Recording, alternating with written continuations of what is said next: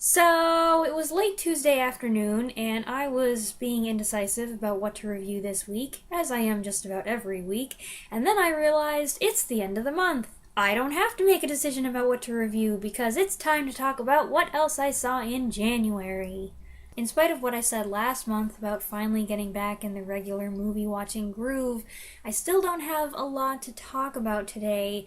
I've already reviewed 3 of the 9 movies I saw, and of the remaining movies, there are a few I feel a little lukewarm about, so I hesitate to even take the time to mention them. But here goes.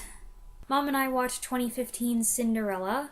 This was a cute movie, fun, romantic. Lily James's Cinderella is pure and virtuous in a natural, likable way that can be hard to pull off in live action. The addition of several interactions between her and Richard Madden's prince is an improvement on the original animated film.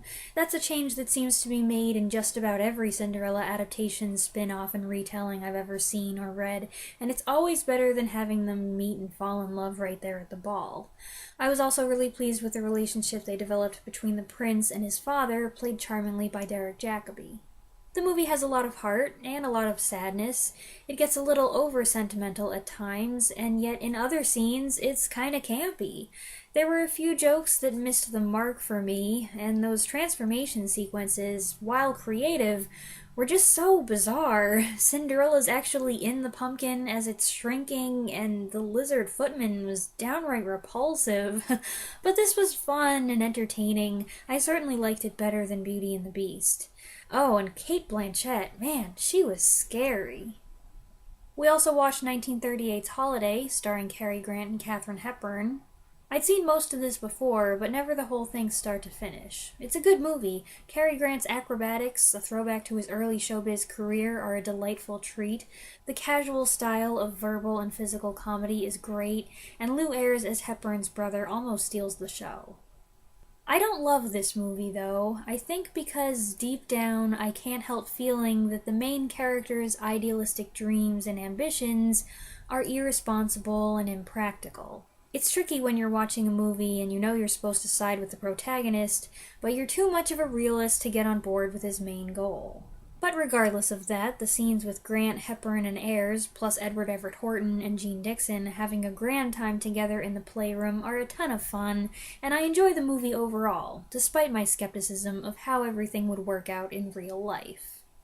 Mom and I also watched 2 sci-fi alien movies this month. Yeah, that's a big genre change. Sorry about that. Unfortunately, I wasn't crazy about either of these movies. The first was The Fourth Kind, a 2009 movie that presents itself as a serious documentary based on real facts and video footage. The video footage is not in fact real, although some of the facts are based on true events. It's just interpreted a certain way. I did find the movie intense and creepy, but I didn't really enjoy it. There's a lot of hypnosis involved, and I'm not big on that, and while it's a movie about alien abductions, it struck me as being more like a demon possession film, and, well, I don't watch those. I found the whole thing pretty unnerving, but not in an enjoyable, ooh, that was scary way. It made me feel uncomfortable, and I was glad when it was over. As a side note, I think I'm learning that I prefer alien invasion movies over alien abduction movies. Abduction movies have a higher probability of being too ugh for me. I don't believe in aliens anyway. I just watch them for entertainment's sake. But yeah, there's definitely a cutoff point at which I say, nope, I'm not going down this road. That's a little too much for me. The other alien movie we watched was 1953's Phantom from Space. We picked this one because it was on Amazon Prime and it was short, but apparently even 73 minutes was too long for me because I struggled to stay awake.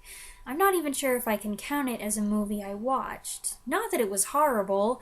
It was rough, low budget, not great acting, a lot of stock footage, but it wasn't the worst thing I've ever seen. But since I dozed through a good deal of it, I don't feel I'm qualified to say much more about it. My mom liked it, though. I only got to see 2 World War II movies this month. One was an old one, 1945's God is My Co-Pilot, starring Dennis Morgan as real-life figure Robert Scott, a transport pilot eager to fight with the Flying Tigers in China. I was going to say that I was surprised this came out in 1945, since it feels like a film made mid-war to boost troop morale.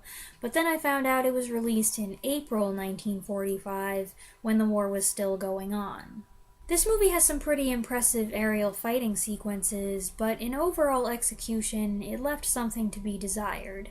There's an obvious message it's trying to convey, yet it lacks a definite resolution. So much of it is build-up. 93% of the movie is flashback, but then it doesn't exactly arrive at the anticipated point. And the other war movie we saw last month is a little picture you might have heard of that came out last summer, Dunkirk. This is Christopher Nolan's big summer blockbuster about the evacuation of British soldiers from the beaches of Dunkirk.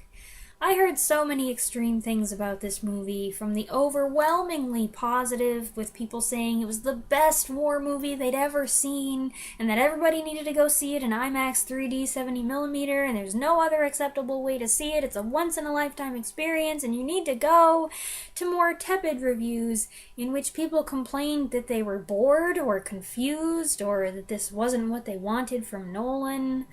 My reaction, as usual, was more temperate. I certainly wasn't bored, and because I got a little heads up beforehand about the way the story was told, I wasn't too confused. I think from a visual and technical perspective, the movie is excellent. The cinematography, sound design, scoring, attention to detail, thorough recreation of events, all of that. Really good. The scale was incredibly vast. I did feel, however, a little emotionally disconnected from what was happening on screen. Not that it left me cold. I know that a lot of people criticized it for having minimal dialogue and no character development. I don't totally agree with that assessment. I found the more intimate scenes on the boat the most compelling.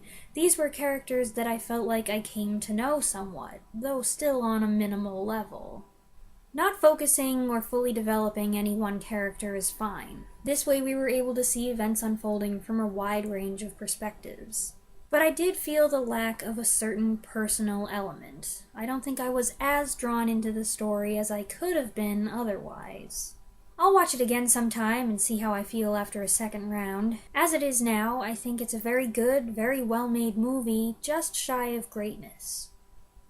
I hope you enjoyed this month's list, and I invite you to share your thoughts on any of the films I mentioned if you've seen them, and I will see you next time. Thanks for watching! Bye!